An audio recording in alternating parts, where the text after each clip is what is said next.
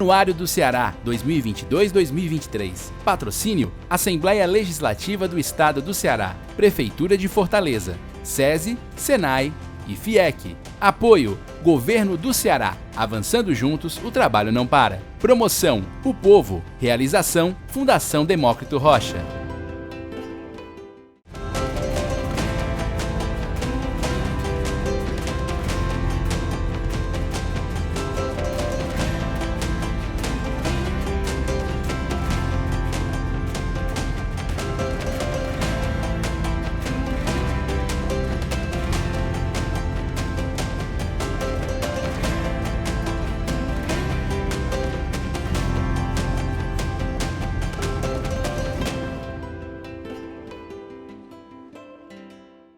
O setor de transporte rodoviário lida hoje com uma concorrência ilegal. O Brasil assiste à entrada de aplicativos de ônibus rodoviários, que dão sinal de indiferença ante os marcos regulatórios. A venda de passagens acontece à revelia de um modelo que pressupõe concorrência pública para linhas e uma série de exigências para operar. E um dos líderes do setor é o presidente da Associação Brasileira das Empresas de Transporte de Passageiros, a ABRAT, Paulo Porto Lima. Paulo é uma das vozes mais respeitadas do setor no país. Como executivo, ele comanda a Expresso Guanabara, com sede aqui em Fortaleza. A atuação acontece em 15 estados do Brasil. Na pesquisa anual do Datafolha Top of Mind, a Guanabara foi novamente a líder absoluta na categoria Empresa de Ônibus. No programa do Anuário de hoje, eu vou conversar com Paulo Porto Lima, CEO da Expresso Guanabara. O programa do Anuário já está no ar.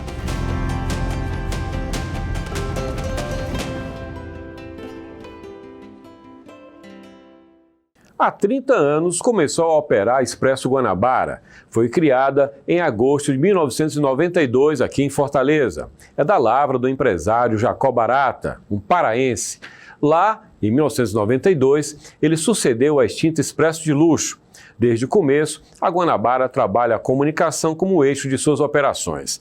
Não por acaso, na pesquisa anual Datafolha Top of Mind, há 14 edições, a marca Guanabara vence na categoria Empresa de Ônibus. Na nova pesquisa anual Datafolha Top of Mind, Guanabara foi a marca mais lembrada por 13,4% dos entrevistados. Na classe AB, ainda mais, 23,4%. Aqui conosco, o CEO da Guanabara, Paulo Porto Lima. Mais do que executivo da empresa, ele é um formulador de ideias sobre o setor. Ele é presidente da Associação Brasileira das Empresas de Transporte de Passageiros, a ABRAT. Paulo Porto, seja bem-vindo. Meu Fão José. Paulo, a primeira pergunta é sobre isso que eu falei na abertura, né? O setor lida com a concorrência nova e que é possível que alguém compare, queria que você usasse seu argumento, compare com o Uber. Olha, os táxis reclamaram do Uber porque quebrou o monopólio que eles tinham. Dá para fazer essa analogia com ônibus? Acho que não, né? Não, absolutamente. Já há uma decisão do Supremo, inclusive, Josélio, que o táxi é uma atividade pública, operado de forma privada, regulado pela prefeitura, que foi assim que o STF decidiu. Diferente do transporte público, uma atividade de caráter essencial, utilidade pública de caráter essencial obrigatoriamente regulada. Até porque temos diversas obrigações constitucionais de gratuidades legais, e em função dessas obrigações constitucionais e regras de utilização do espaço público, então obrigatoriamente regulado. Então difere completamente da atividade do Uber, a nossa atividade de transporte de passageiros coletivo.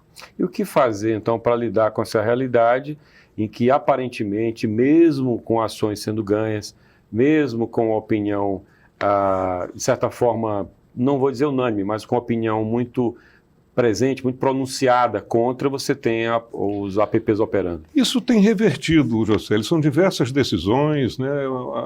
Deixou de ser novidade, né? A realidade ela é sempre mais forte que apenas o discurso. Então, alguns chegaram com muitos recursos de fundo de investimento, captados no exterior, e muitos recursos para publicidade, para propaganda enganosa, inclusive, que há diversas ações nesse sentido. Então, a realidade é outra, a qualidade de serviço é muito ruim, não saem da rodoviária, saem de qualquer lugar que não há as condições necessárias, obrigatórias. enquanto que as empresas regulares, com mais de 300 só no transporte rodoviário do país, essas empresas que fazem as ligações federais reguladas pela NTT, que são mais de 300, obrigatoriamente cumprem diversas regulações, né? Então, a qualidade do carro, a qualidade do motorista, a obrigatoriedade dos treinamentos, tudo checado pela agência. Então, isso está lidando principalmente com a segurança do usuário. Então, é muita diferença de qualidade e segurança que o usuário, o cliente, enxerga na primeira, segunda vez que viaja, iludido por apenas um preço mais baixo, nem sempre. Mas por que o preço mais baixo? Que os aplicativos, fora dessa área regulada, não cumprem absolutamente essas obrigações. Ou seja, não há gratuidade, sai a hora que bem entende, não há frequência mínima. Toda linha, qualquer linha da Expresso Guanabara, como dessas outras empresas regulares, são obrigadas a cumprir frequências determinadas pela NTT. Eu não saio a hora nem o dia que eu quero. E aquele horário aberto e vendido obrigatoriamente sairá da rodoviária naquele horário. Então, são essas diversas diferenças. Os aplicativos, principalmente o principal, né, ele investe na precarização do setor. Então, o Brasil a gente vai sabendo lidar, enfrentando no Congresso de forma democrática, na Justiça, e a gente vem vencendo todas, sem exceção, disputas judiciais, sem exceção. No máximo que a Buser, por exemplo, tem, são decisões cautelares, né? Toda decisão de mérito foi a favor do transporte regular, a favor da NTT, ou a favor da Abrat, ou a favor de empresas regulares.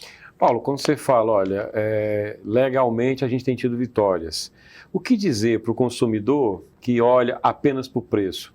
Ele olha para o preço, dá de ombros para a questão legal, corre risco, porque é um carro de fretamento, inclusive é o discurso, né, do app. Esse consumidor, ele a despeito desses riscos, ele compreende que isso não vale a pena? Começa a compreender? Começa a compreender, Jocélio. Nós vivemos num país de baixa renda, né, o transporte voltado para a população de menor renda em relação ao setor aéreo. Mesmo o transporte rodoviário com essa subida do preço do combustível, mais ainda há pessoas de baixa renda que necessitam obrigatoriamente viajar e às vezes não têm condição, vão pelo mais barato, independente da segurança. Essa é a realidade do nosso país, em diversas atividades. Por isso, sempre essa pujança da economia informal, de todo consumidor, né, de todo consumo informal, né? Às vezes uma pessoa tem um tênis porque tem que cobrar na feira informal, senão ele não tem um tênis. Da mesma forma, temos diversos passageiros de baixa renda que trabalham com transporte de compra de mercadoria, com toda essa atividade que exige que ele viaje sempre, e arriscam a vida, arriscam, né, toda essa questão da segurança em função de ser a única forma, né? E o nosso papel é fazer de forma regular. As empresas que são estabelecidas e regulares, a nossa obrigação é cumprir as determinações da agência de forma, né? Por isso somos legais, por isso somos regulados. Enquanto em toda atividade existe essa informalidade, né? Todas essas empresas de aplicativos saindo fora das rodoviárias, praticando essa atividade sem cumprir as legislações federais de gratuidades e tudo, estão ilegais. Isso, declaração da própria agência. Existe uma delegação para as agências estaduais, no Ceará, no caso a ARCE. Como é que vocês, enquanto empresas, não estou falando de Guanabara, estou falando de Abrat, que você é presidente da Abrat, Associação Brasileira, como é que vocês acompanham o trabalho nos estados de fiscalização? A heterogeneidade. A ARCE tem agido com muita determinação, de forma legal, apesar de, às vezes, toda a estrutura fiscalizatória são precárias, né, às vezes. Mas, assim, mais ainda no Ceará, porque as linhas que nós operamos aqui, as empresas que operam no Ceará, operam de forma com contrato de concessão. Então, nós pagamos outorga, ganhamos a concorrência de 3 lotes, no caso da Guanabara, como temos a Princesa, São Benedito e a Via Metro, que são as outras concessionárias dos demais lotes. Temos contrato de concessão, pagamos outorga, temos diversas obrigações, e das duas partes do contrato. Então, a ARCE não tem deixado de dar apoio nessa fiscalização. O que dizer para o leigo que acredita que o melhor para o sistema era ter 12 empresas num determinado trecho e não apenas aquelas que venceram a concorrência? Não necessariamente será melhor ou pior, Jocélio, né? Vamos ter diversas experiências, né? Uma empresa bem melhor atendendo de forma... Por que concessão? Quando é uma ou duas empresas só, é concessão pública. A concessão, ela exige né, aquele padrão de operação que foi licitado. Então, o Estado atua caso não tenha a qualidade do serviço, nem o preço, que inclusive no Ceará o preço ele é regulado. Né? A Guanabara opera os 3 lotes de forma exclusiva, porém com preço da tarifa determinado pela ARCE. Diferente das linhas operadas federais entre os estados, delegadas pela NTT em modelo jurídico por autorização, livre de preço, porém com diversas concorrentes em diversas linhas. Não há nenhuma linha com 1 ou 2 empresas, são de 3 ou mais empresas operando. Então há diversas opções para o passageiro, para o cliente, não só com a concorrência entre as próprias empresas rodoviárias, como você não tem o preço que você quer cobrar. Você tem a concorrência do próprio setor aéreo, você não vai cobrar mais caro do que um carro pode fazer com 2 amigos viajando, saindo mais barato. Então tem diversos parâmetros, né, para você determinar um preço. E como na aviação, a liberdade de preço da agência da NTT, nas linhas federais, permite essa gestão do pricing, né? Uma gestão de preço que é de acordo com demanda. Então, isso é no mundo todo. Então, quanto maior a procura, maior o preço em datas mais comemorativas, festivas, que há uma demanda maior, evidente que o preço é um pouco maior, e na baixa estação praticamos preços muito competitivos, de muito desconto. Então, essa é uma realidade do país capitalista, onde você consegue fazer um equilíbrio no final para ter a sua boa remuneração. Essa lógica é que o setor aéreo já segue? Sim, exatamente isso. O aéreo vem desde a década de 90 praticando isso aí, e o setor rodoviário lutou muito para poder fazer também, ou seja, liberdade de preço. Com concorrência não é o preço que você quer colocar, é o preço que você vai buscar do seu passageiro, do seu cliente. Ou seja, nas linhas federais o preço é livre, é diferente livre do que acontece nos estados. Exatamente, que nos estados, no caso, como ele disse, evidente que com a concessão dada a uma empresa naquele lote, o preço não pode ser livre. Né? Claro. Determina-se o preço é livre desde que haja concorrência, porque o mercado se regula. Paulo, com relação a esse momento da economia e um dos insumos, claro, mais pesados é o óleo diesel. Estou falando de uma crise que acontece nas grandes cidades, sem falar ainda sobre isso, que é uma questão urbana, do ponto de vista das rodovias, do transporte interestadual e intermunicipal. Como é que vocês lidam com isso hoje? Foi um exercício saber lidar com isso, mas toda a economia, estamos vivendo uma inflação que há anos não vivíamos, em diversas atividades. O preço do óleo diesel nos últimos 12 meses foram 63% de aumento. Porém, o querosene da aviação subiu mais ainda. Então, os passageiros da aviação, né, nós tivemos algum movimento de migração de volta desse passageiro que era da aviação para o rodoviário. Então, nós estamos vivendo um momento que aumentou o número de passageiros rodoviários, mesmo com o aumento do óleo diesel e com o aumento médio do preço das tarifas. Esse passageiro estava voando e voltou a pegar ônibus? Estava voando, voltou, exatamente. Nós tivemos um aumento de demanda quando houve uma queda substancial no movimento do setor aéreo. Aumentou a oferta de ônibus leitos, por exemplo? Sim, exatamente. Nós não tínhamos a quantidade de leito que nós tínhamos mais, né? Então, tivemos que os novos ônibus, todos os últimos ônibus da Guanabara foram leito, double deck, leito, né, para atender as linhas de Teresina, de Juazeiro, Recife, Natal, João Pessoa, né, a demanda do leito que eram passageiros da aviação. Né, e bem consolidado, com preço bem competitivo em relação da aviação. A aviação está com pouca oferta, não viaja com poucos passageiros, você acompanha isso, e os preços estão bem, assim, proibitivos para certos setores da sociedade. Né? Então, você vê muito mais nos voos, né, minha atividade exige que eu passe o tempo viajando, você vê muito mais PJ, né, pessoa jurídica dentro dos voos, do que pessoas físicas. Como é que o setor lida com a agenda de transição energética, Paulo? Vocês usam diesel. Sim, e o diesel no mundo mais desenvolvido é old fashion, é passado. E aí? Nós estamos acompanhando todas as pesquisas, todos os desenvolvimentos, fazemos parte de núcleo de desenvolvimento da própria Mercedes-Benz do Brasil. Evidente, vai chegar por último no setor rodoviário devido à infraestrutura de autonomia. Sim. Mas é uma realidade já para o transporte urbano no mundo todo, diversas experiências bem concretas e já teremos em Fortaleza, como teremos no Brasil todo. Nós temos ônibus elétricos rodando em São Paulo com bastante representatividade. Nós temos conversado bastante com os 2, 3 maiores players, né, que estão chegando, 2 da China e a própria Mercedes-Benz, com bem adiantados projetos, hoje já com uma realidade de autonomia, evidente que são preços ainda bem acima do ônibus a diesel, né? Isso exige uma discussão governamental, de apoio, subsídios para o desenvolvimento dessa nova matriz energética que é reversível. Com relação ainda a essa transição energética, aí eu vou trazer um pouquinho para a questão urbana. Você falou, tem cidade que já está usando ônibus elétrico. E a gente está discutindo aqui como é que renova a frota, porque a renovação caiu, porque o bilhete não acompanha, porque as prefeituras, de um modo geral, Fortaleza não é diferente, não quer dar aumento. Tem um ano eleitoral, é desgastante, tem uma questão social embutida e tem do outro lado a empresa que assinou um contrato, que tem uma concessão, que prevê tarifa sendo atualizada. Aí a gente fala em ônibus elétrico quando a gente está discutindo o básico, que é ter ônibus na rua. Como é que essa agenda dialoga hoje? Difícil, Josélio, é difícil assim, mas vamos colocar bem a realidade, né? Nós vivemos no Brasil, Ceará, Fortaleza não é diferente dos demais estados, com raríssimas exceções. A visão sempre é política, política, voto, voto, voto, eleição seguinte.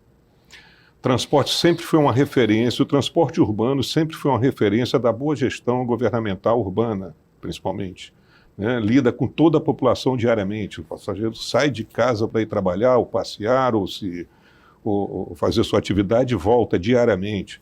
Isso, a nossa atividade em Fortaleza, há 30 anos, é a mais bem avaliada do serviço público, dos serviços públicos do município, isso, né? Sempre. Eu não tenho dos últimos 12 meses, até porque no momento da eleição do Estado não temos essa aferição, né? Mas com certeza o serviço não é da qualidade que nós tínhamos há 10 anos atrás. Rigorosamente não é. Até porque a idade média dobrou. É quanto hoje, em média? 7,8 anos. Tá. Né? No início do governo Roberto Cláudio, a idade média era 3 anos e meio.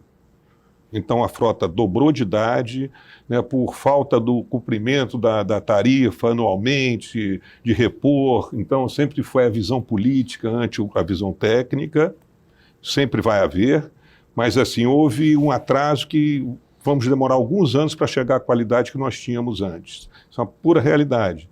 Então vai ter que ter uma convicção do gestor público do município, né, para que retome essa visão, né, de que a mobilidade da cidade ela é fundamental, ela é insumo de produção, ela faz parte do desenvolvimento da cidade. Não temos cidades com boa qualidade se não tivermos uma boa mobilidade, né? E acessível, evidente, hoje mudou, não é tarifa, hoje é subsídio no mundo todo. Não é? Há tempos a gente discute isso, a sociedade é que tem que pagar, como paga a saúde pública, como paga a educação pública, tem que pagar o transporte público, é a sociedade, não é quem usa o ônibus, né? Então iniciou-se esse processo, ainda no governo do Roberto Cláudio, agora com o atual prefeito Sarto, do subsídio, né, ao transporte para se manter essa tarifa hoje de R$ 3,90. Porém, aquém porque não foi repassado esse aumento do óleo diesel, né? Ou seja, 60% a mais óleo diesel, que representa 40% do custo. Então, essa é a realidade. Como não foi repassado, não há renovação de frota, a frota envelhece, então são aqueles paliativos que vão se fazendo, né? Então, isso é uma preocupação. E é evidente que a maior visão do prefeito deveria estar envolvendo todo o setor, se atualizando com essa atividade no Brasil e no mundo todo, com a nova matriz energética, de começarmos o quanto antes a ter experiência da operação do ônibus elétrico. Isso requer novas técnicas, né?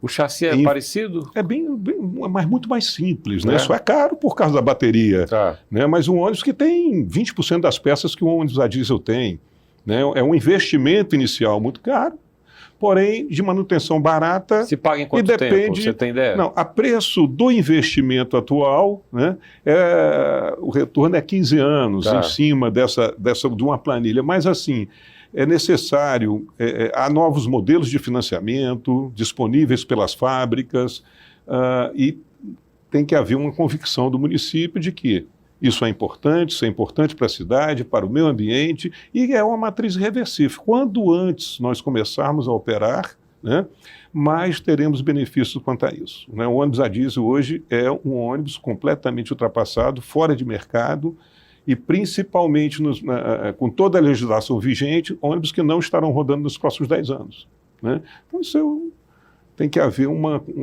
consciência e uma convicção dessa nova matriz. Paulo, a classe média vai pegar ônibus ou ela vai ficar desejando metrô?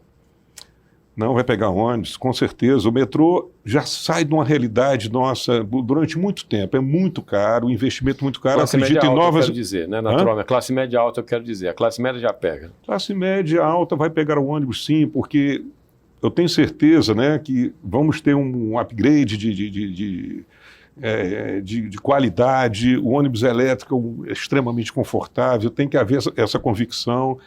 Usar o carro diariamente para o trabalho é uma coisa ultrapassada há muitos anos em todos os nas grandes metrópoles, né? Então, essa composição da mobilidade, da bicicleta, do carro, do pequeno, da moto, tudo isso integrado, né? Mas a matriz ela será ainda do ônibus. Para o metrô ser matriz em Fortaleza, isso não há recursos nos próximos 50 anos, eu tenho certeza disso. Não tem como não, mudar. Porque ele é uma estrutura física, né, que exige um projeto e uma construção de longos anos e de uma operação caríssima, sem a mobilidade que não tem. O metrô está ali, a cidade cresce para um lado, cresce para o outro, né, nós não temos, estamos longe dessa realidade de ter um metrô para a cidade de Fortaleza. Nós devemos ter essa consciência, né, e como é que se resolve? Com um bom sistema de transporte por rodas, né? Então, Paulo, com relação à operação do Grupo Guanabara no Ceará, vocês têm várias empresas de ônibus urbano. Eu vou citar aqui a Via Urbana, Fortaleza, Dragão do Mar, Vitória, em Calcaia também. As 4. São isso. essas. Como é que você trabalha a comunicação dessas 4? Como é que você posiciona? Como é que o grupo trabalha? Essas empresas, todas elas, na verdade, perderam identidade quando o sistema passou a ter uma cara única? Não, porque sempre... eu sou do tempo que eu via na rua... Muribeca, sem dúvida, Muribeca, Bons Amigos e tantas outras. Essas referências dos anos 80 não há. Você vê um ônibus de um consórcio. Isso. Não é? Deixou de ser como no Rio de Janeiro, que eu fui criado, aquela coisa toda, a gente tinha pelo número do ônibus, a cor do ônibus, né? Essa identidade que nos leva de forma afetiva não tem mais. Mas, de qualquer maneira, sempre que há pesquisas, tem alguns destaques da Via Urbana, da Fortaleza. Como é que se explica isso? No caso da Vitória, que é em Calcaia, ela continua como Vitória, né? Na região metropolitana, ela tem uma imagem maravilhosa junto à população de Calcaia, principalmente agora nessa parceria com a prefeitura, na primeira tarifa zero representativa do país, com sucesso absoluto, né? Que dá para ver o tamanho, assim, do impacto social do que é uma tarifa zero. É só estudar o que foi essa implantação em Calcaia. Nós tínhamos 20 mil passageiros dia sendo transportados pelo ônibus urbano e hoje estão com quase 90 mil. Essas 70 mil pessoas a mais do transporte diário não estão passeando. Estão fazendo atividades econômicas, estão indo trabalhar que não iam, estão indo passear que não iam, estão indo para a praia que não iam, né? E a movimentação e essa consequência dessa transferência de recursos do transporte que agora é público e de graça, pago pela prefeitura, é evidente que o passageiro que é de baixa renda está utilizando esses recursos em outras atividades. Essa conta para o município é uma opção, uma decisão de município, uma decisão social, é uma opção do município de dizer, eu vou colocar dinheiro nisso. Isso. Essa conta fecha de que forma? É no benefício social? Cada cidade vai ter, né? Você vai ter do ponto de vista ambiental, mas sim econômica, a conta fecha economicamente, né? A economia de Calcaia está crescendo de forma sustentável, né, com esse consumo indo para o comércio, indo para outras atividades, lazer, turismo, etc. Seria uma boa pauta para o prefeito de Calcaia saber explicar diretamente, mas eu acredito que houve um bom aumento de IPTU na orla, para os resorts, para as casas, né, das pessoas de alta renda, e assim que se faz política, com isso que distribui renda, né, tributando quem mais tem e beneficiando quem menos tem. No transporte não é diferente, né? O transporte público da cidade tem que ser financiado pelo transporte individual. É um conceito básico no mundo todo. O transporte individual tem que ser tributado e esses recursos serem carimbados para o transporte público. A prefeitura é obrigada a dar o transporte à sua população. Quem quiser pode andar de transporte com o carro que quiser, mas tem que ser um pouquinho mais caro e cabe tributação nisso. Então, essa é a justiça tributária, né? Sim, grandes cidades até cobram para acessar determinadas áreas, sim, né? Sim. O Zona Azul é para gerar rotatividade, Zona Azul, a própria tributação dos corredores dos ônibus ali, pode usar aquele corredor naquele horário desde que pague, né? Então, assim, que é o pedágio urbano. Então, tem diversas formas de você fazer essa forma de tributação, de forma eletrônica, segura, transparente, e assim que vai se dar a solução para o bom transporte público. Paulo, você preside a Associação Brasileira das Empresas de Transporte de Passageiros, estou falando das estradas, né, dos rodoviários. Como é que você concilia hoje essa agenda da ABRAT, associação, com a posição de CEO do Grupo Guanabara? Como é que você divide esse tempo? Você está morando em Brasília, é isso? Estou morando em Brasília, venho de 15 dias aqui. Nossas empresas assim são muito bem estruturadas, com um executivo à frente de um executivo sócio, né, à frente de cada uma dessas empresas. Então, uma harmonia muito grande, muitos anos que a gente convive aqui, né? E, ao mesmo tempo, a nossa atividade é uma atividade de caráter essencial, pública, que tem que lidar em Brasília com a agência reguladora, né, e a entidade de classe que estamos construindo um novo marco regulatório agora, né, nos próximos 30, 60 dias estará publicado um novo texto de uma nova resolução que vai se abrir uma audiência pública para discussão. O que você destacaria desse marco? O que é que você destacaria de pontos? Que vai nos trazer maior segurança jurídica, ou seja, né, regras que vão se estabelecer de cada mercado, quantidade de empresas, as obrigações de cada autorizatário, regulando de forma muito clara e transparente para que haja, né, que é o papel da agência, que deveriam ser de todas, né, elas foram criadas para dar segurança jurídica e trazer novos investimentos. Não, se eu sei qual é a regra dos próximos 20 anos, maior investimentos vamos ter, né? Alguns amigos empresários dizem, Paulo, isso aí, no dia que você quiser segurança jurídica no Brasil, achar que haverá previsibilidade, vai morar em outro lugar, né? Então, mas pelo menos a gente tem que, enquanto está na atividade, acreditar que vai melhorar, nem que seja um pouco. Então, a nova regra vai determinar, você opera nesse mercado, aqui vão operar no máximo X empresas, até aquela demanda Y, então eu sei que lá eu posso investir, colocar um carro novo, investir naquele mercado, que eu vou estar assegurado que eu vou ter um equilíbrio daquele investimento, vou ter um payback no tempo previsto e tudo. Paulo, qual é E que não haverá essa informalidade solta sem que haja uma devida fiscalização. Qual a possibilidade de um investidor resolver entrar no setor de transporte no Brasil hoje? Existe a possibilidade legal possível para ele ou o setor é muito hermético ainda? No setor urbano eu vejo nenhuma possibilidade devido a todas essas crises, principalmente se agravou com a pandemia, até hoje não se acharam. Não é atraente em hipótese alguma, qualquer concorrência que houver agora ou que houveram nos últimos 2 anos deu vazio. Deserta. Só quem está lá, deserta. Porque não houve uma segurança jurídica para assegurar aquele contrato que seja cumprido. Né? Então, muito judicializado, se perdeu a Idade Média, isso é perda de capital. Então, é uma atividade que não há a menor atratividade ao transporte urbano.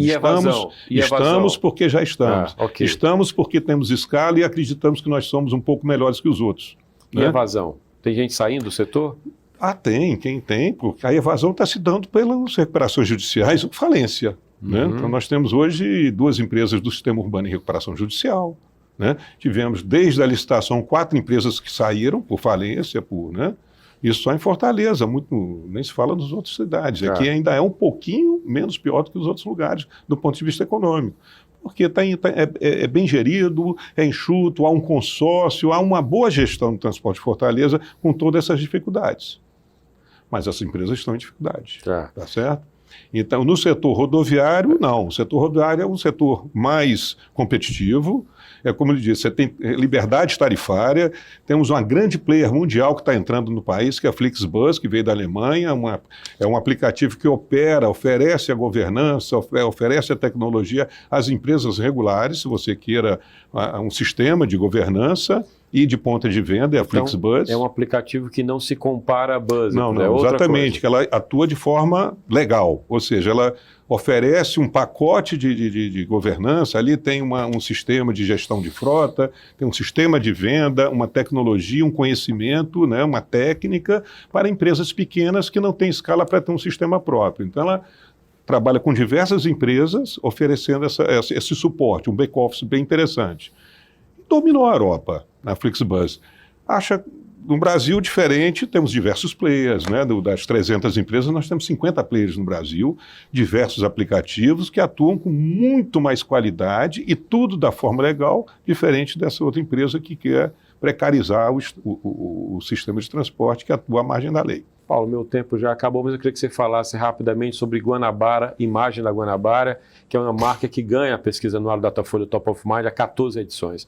Como é que você posiciona a Guanabara hoje? Como é que você enxerga esse resultado de 14 vitórias?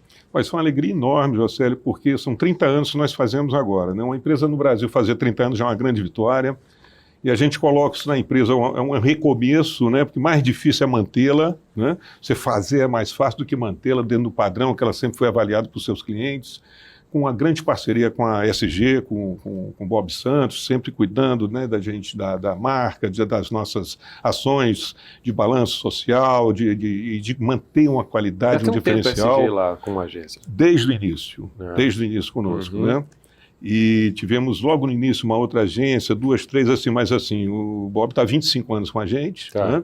Então, e trabalhando na ponta mesmo com o passageiro, com todas as atividades. Agora no São João nós estamos na Paraíba, em Pernambuco, com diversos eventos, patrocinando os eventos. E desde o início a gente aprendeu a ser parceiro, é Guanabara, o grupo, né, a empresa, ser parceiro dos grandes artistas cearenses, dos grandes esportistas cearenses. Demos diversos apoios pela Lei Gereissati a todos esses grandes artistas que quando começaram nesse período, ajudamos a vários nesses 30 anos e isso acho que ajudou a consolidar a nossa imagem inovadora.